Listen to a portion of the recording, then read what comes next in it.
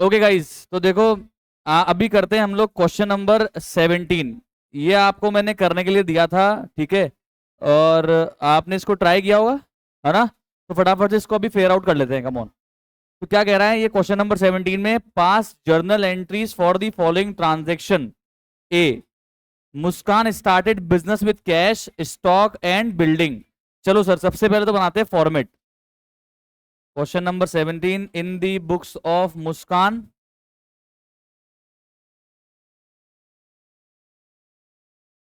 Journal, date तो आएगा नहीं, क्वेश्चन में दिया हुआ ही नहीं है, तो सीरियल नंबर, पर्टिकुलर डेबिट और credit.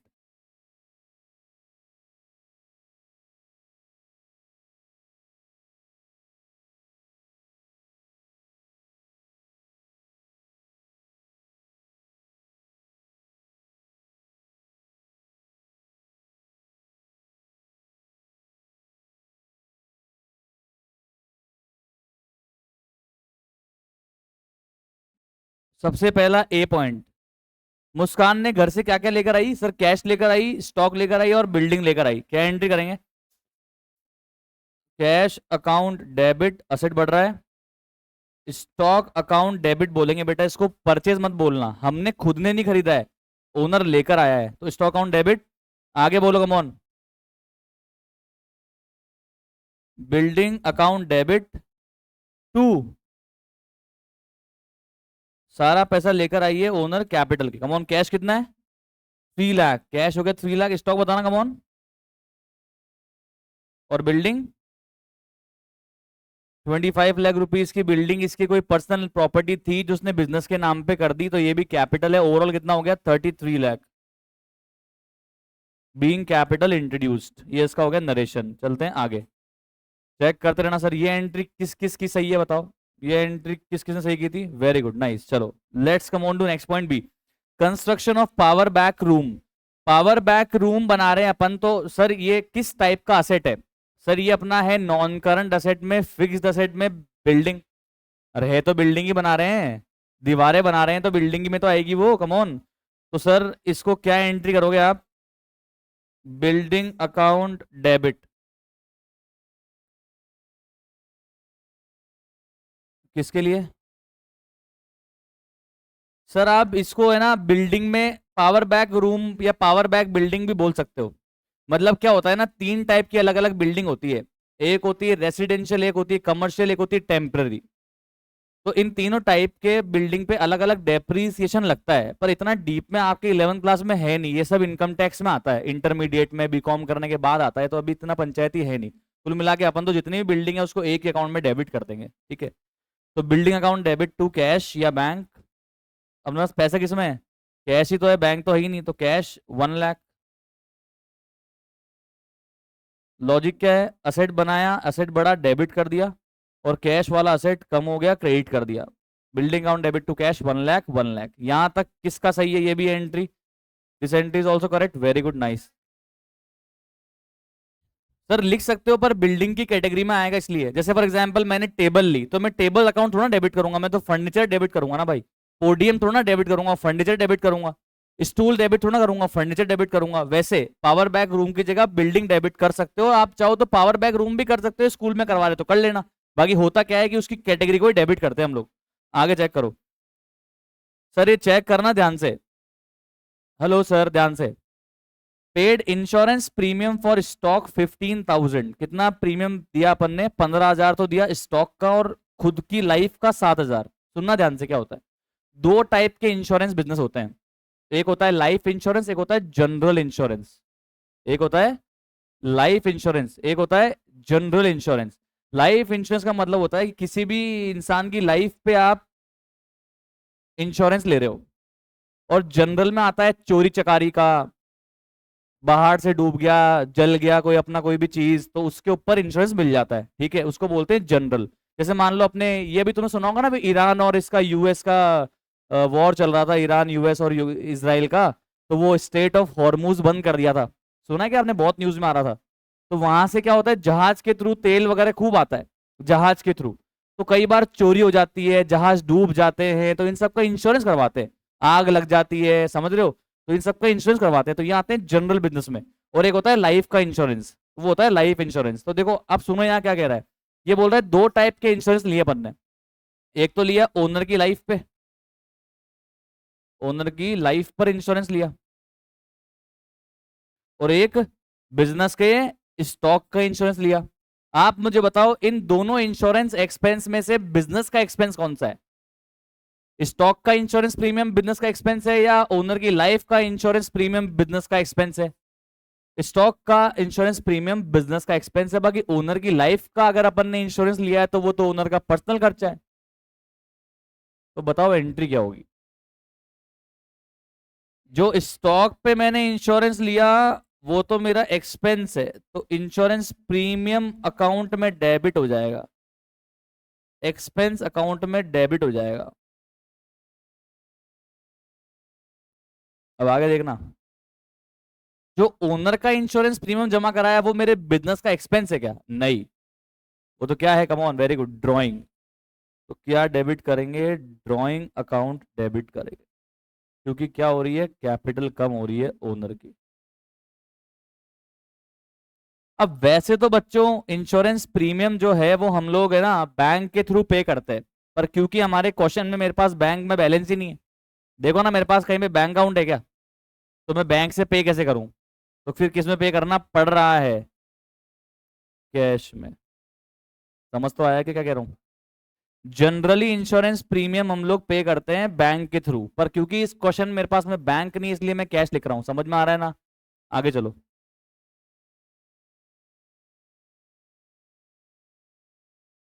Goods destroy by fire, insurance claim lodged. तो सुनो ध्यान से, डी का फर्स्ट पॉइंट, जब आग लगी नुकसान हो गया, पहली एंट्री बताओ।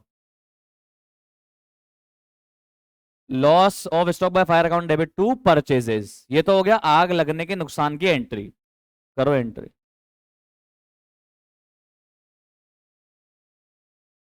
तो स्टॉक कर देंगे।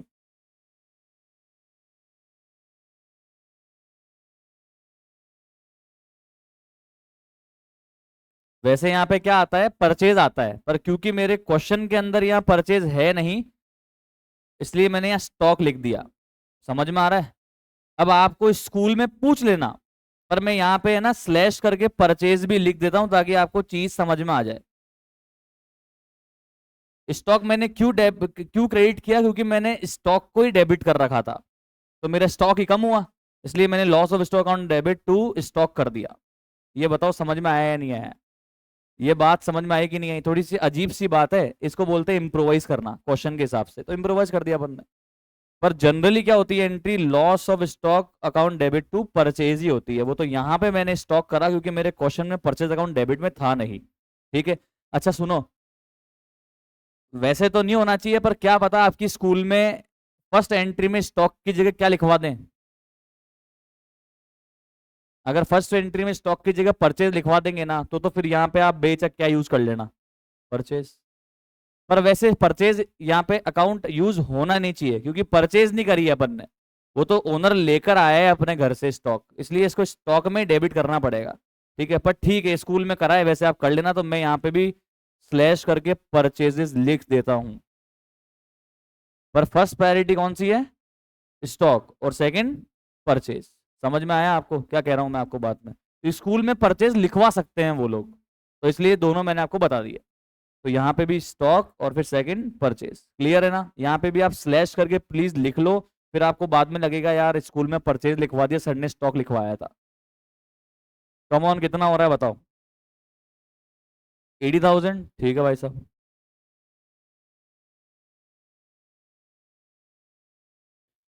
अब आप मुझे बताओ, अपन ने इंश्योरेंस कंपनी में कितने रुपए का क्लेम लॉन्च कर दिया? कुछ दिया हुआ है? नहीं दिया हुआ। तो फिर पूरे 80,000 का लॉन्च कर दिया होगा। बताना प्रैक्टिकली में मैंने आपको क्या सिखाया है, रियलिटी में क्लेम लॉन्च करने के टाइम पे इंश्योरेंस कंपनी को डेबिट कर देते हैं क्या हम लोग? तो कब डेबिट करते हैं? जब क्लेम अप्रूव हो जाता है, एज पर अकाउंटिंग स्टैंडर्ड 9 सिखाया था मैंने आपको, एज पर इंश्योरेंस कंपनीज की गाइडलाइंस। मतलब AS9 होता है कि रेवेन्यू कब बुक करना है, तो वो कहता है जब क्लेम एक्सेप्ट हो गया है तब बुक करना, क्योंकि अभी तो तूने क्लेम के लिए अप्लाई किया है, क्या पता वो मना कर दे, तो तू उसको अभी आज रेवेन्यू क्यों मान रहा है अपना, तो उसको आज अपनी इनकम क्यों मान रहा है, तू इंश्योरेंस कंपनी को डेबिट क्यों कर रहा है। तो वैसे तो कहानी ये होती सच्ची तो, पर क्योंकि आपके टीएस ग्रेवाल में या डीके गोयल में या किसी भी सीबीएसई बुकलेट में क्या सिखाया हुआ है कि जब आप क्लेम लॉन्च कर दो, क्लेम का पैसा मांग लो, इंश्योरेंस का पैसा मांग लो, नुकसान का पैसा मांग लो, उस दिन ही आप तो क्या कर दो, इंश्योरेंस कंपनी को डेबिट कर दो। तो भाई हम भी इंश्योरेंस कंपनी को फिर डेबिट कर देंगे वाइल लॉजिंग दी क्लेम।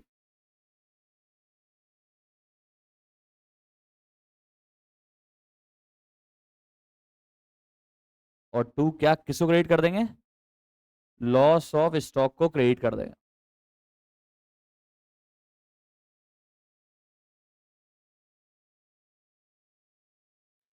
समझ में आया या नहीं आया। भाई पहले तो मैंने क्या करा, इसको लॉस मान लिया, एक्सपेंस मान लिया है, लॉस बढ़ा दिया, डेबिट कर दिया। अब जब इंश्योरेंस कंपनी में मैंने क्लेम कर दिया, तो मैं ये मान रहा हूँ कि जितना मैंने लॉस किया उतना मेरे को मिल जाएगा, तो लॉस को वापस क्रेडिट कर दो। यही तो लॉजिक है। हाँ, क्योंकि पैसा मिलेगा ना मेरे को फ्यूचर में।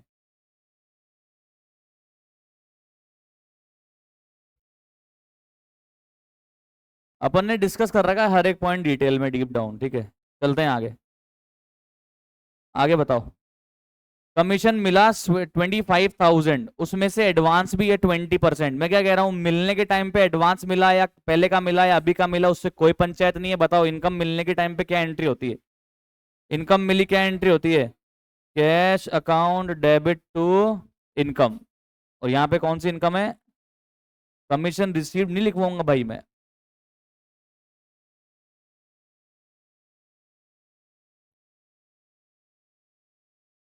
आपकी स्कूल में 101% कमीशन रिसीव्ड लिखवाएंगे।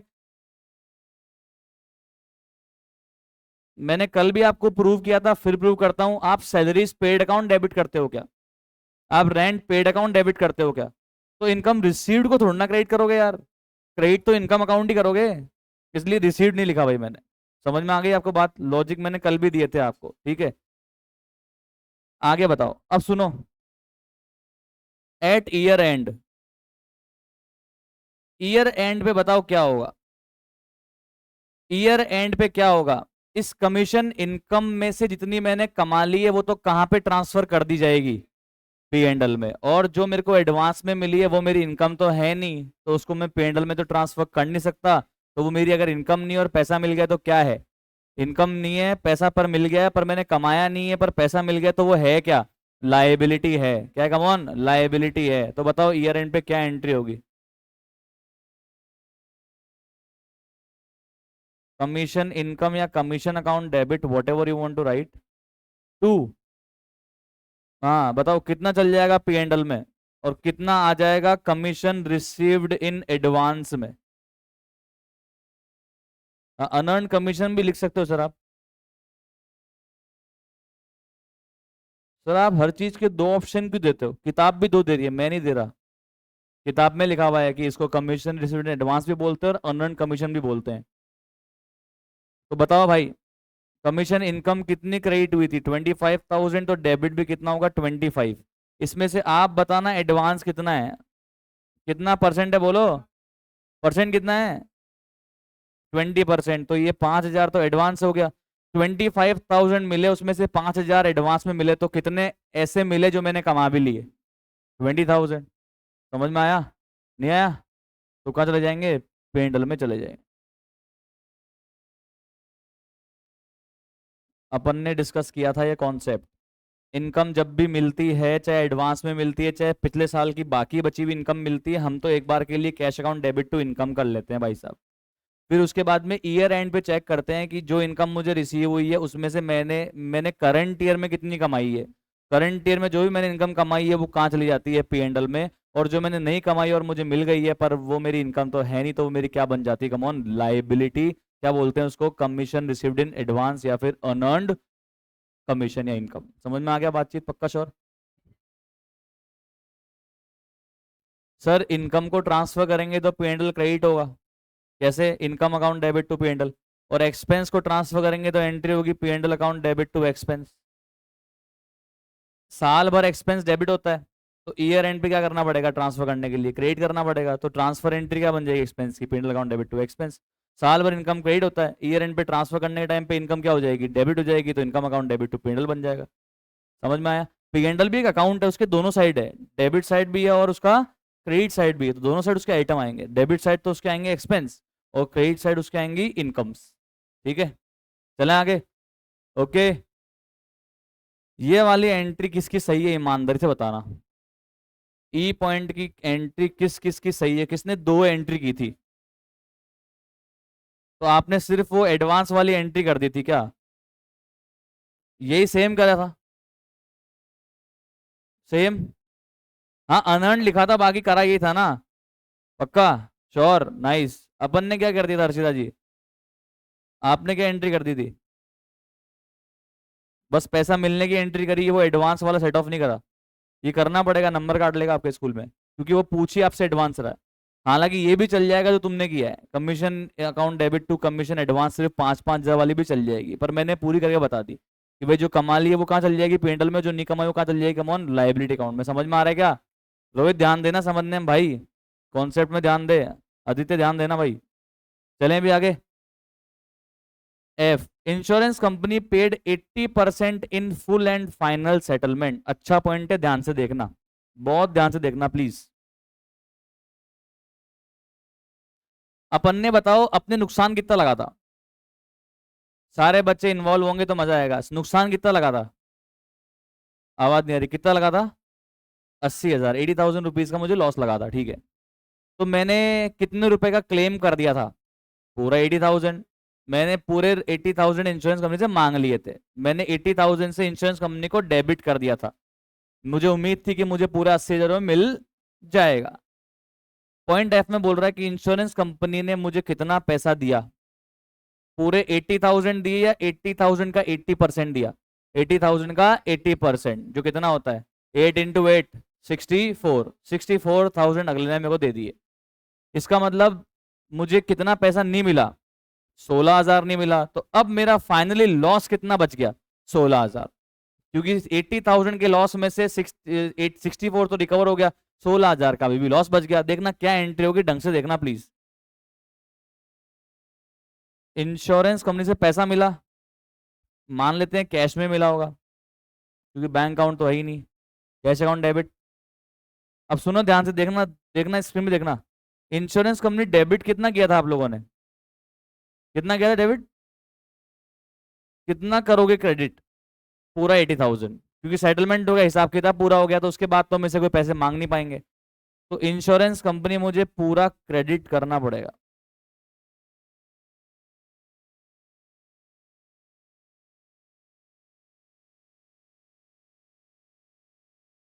इस 80,000 के इंश्योरेंस प्रीमियम में से मुझे कितना रिसीव हो गया है,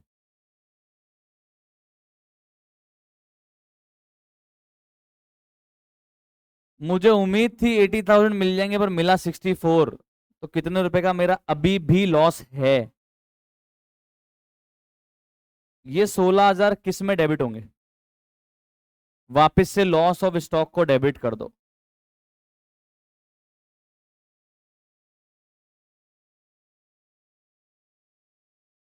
आया या नहीं आया, लॉजिक देखना, सुनना ध्यान से वापस से, स्क्रीन पे देखते रहो, स्क्रीन पे देखते रहो।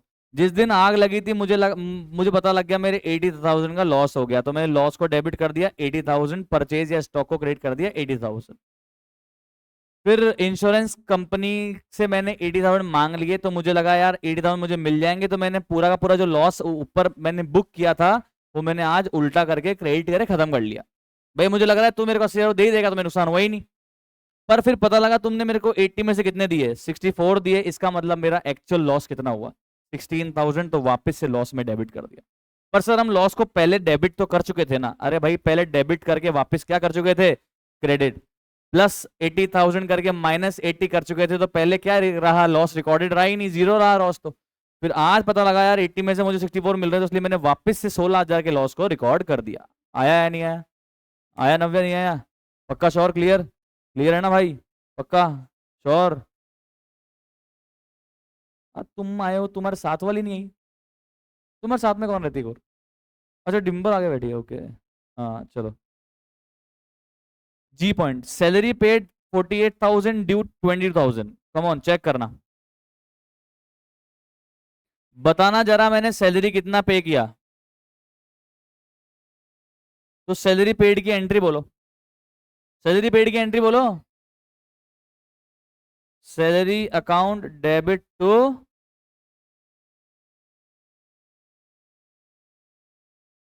कितना पे करा?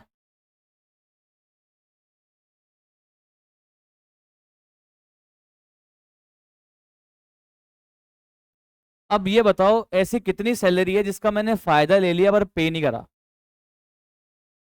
फायदा ले लिया पर पे नहीं करा, लिखा हो ना ड्यू। ड्यू का मतलब क्या है कि मैंने काम तो करवा लिया पर अभी तक पैसा दिया नहीं है। 22,000। सैलरी पेड की एंट्री होती है salary account debit to cash, और आउटस्टैंडिंग सैलरी की एंट्री होती है salary account debit to outstanding salary. Outstanding salary को क्रेडिट क्यों करते हैं? क्योंकि वो हमारी लायबिलिटी होती है, क्योंकि आज नहीं पे किया कब पे करना पड़ेगा? कल पे करना पड़ेगा, फ्यूचर में पे करना पड़ेगा, मतलब वो क्या है? लायबिलिटी। क्या एंट्री हो जाएगी? Salary account debit to outstanding salary. कर सकते हो सर, 100% कर सकते हो। मैंने दो इसलिए कराया ताकि आप समझ जाओ। ये लो, आप इसकी दोनों की नेट एंट्री भी कर सकते हो। क्या एंट्री होगी? सैलरीज अकाउंट डेबिट कितना ओवरऑल?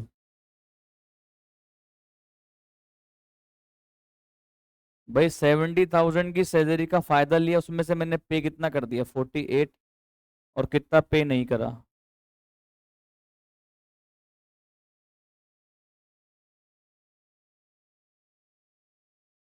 तो ऐसा भी कर सकते थे सर आप।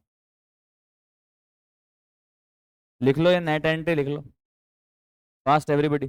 ये नेट एंट्री लिखो फास्ट फास्ट, कम ऑन। लिखा आपने ये? अब इसके बाद में ये लास्ट पॉइंट चेक करते हैं भाई साहब। अब चेक करना और अच्छे से बताना। ये बोल रहा है प्रोवाइड डेप्रीसिएशन ऑन बिल्डिंग, तो पहले तो मेरे को आप सिर्फ एंट्री बताओ क्या होती है। सारे बोलो, ऐसे मजा नहीं आता। एंट्री बोलो डेप्रिसिएशन की। डेप्रीसिएशन अकाउंट को डेबिट करते हैं क्योंकि हमारा एक्सपेंस बढ़ रहा है, और टू बिल्डिंग, बिल्डिंग को इसलिए क्रेडिट कर रहे हैं क्योंकि जितनी बिल्डिंग मेरे इस्तेमाल हो गई वो अब मेरा असेट नहीं बची, वो मेरा क्या बन गई? एक्सपेंस। इसलिए असेट को कम करते हैं और एक्सपेंस को बढ़ा देते हैं। जो असेट का मैंने इस्तेमाल ले लिया वो अब असेट तो बची नहीं, तो वो क्या बन गई? एक्सपेंस। जिस चीज का बेनिफिट ले लेते हैं वो एक्सपेंस होता है, जिस चीज का बेनिफिट लेना बाकी है वो असेट होता है। अगर मैंने 100 रुपए में से 10 रुपए की एसेट का बेनिफिट ले लिया, 10 रुपए का एसेट कम करना पड़ेगा और बेनिफिट ले लिया, इसलिए वो क्या बन गया? एक्सपेंस बन गया। ये बात समझनी पड़ेगी। अब मुझे बताओ भाई साहब, कितने रुपए की बिल्डिंग को डेप्रिशिएट करोगे? 25 लाख की बिल्डिंग को डेप्रिशिएट करोगे क्या, या 26 लाख? 25 लाख की बिल्डिंग तो स्टार्टिंग में लेकर आया था ये। फिर अपन ने कितना और बिल्डिंग बनाई? 1 लाख की, याद है क्या? पावर हाउस, ये power back room, power backup room बनाया था अपन ने, जनरेटर वगैरह रखने वखने के लिए। तो ये भी तो मेरी बिल्डिंग का ही पार्ट है जी। तो सर क्या एंट्री होगी? 26 लाख का कितना percent? 10%।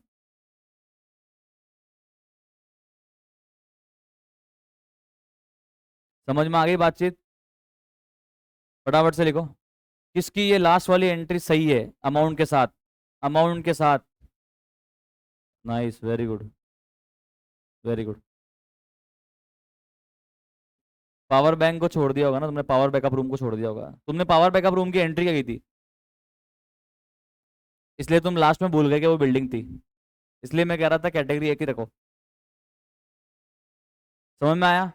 So this was a good question, star mark कर लेना, इसमें अच्छे अच्छे पॉइंट हैं। 17 में स्टार मार्क कर लेना सर, अच्छा क्वेश्चन है, अच्छे पॉइंट है।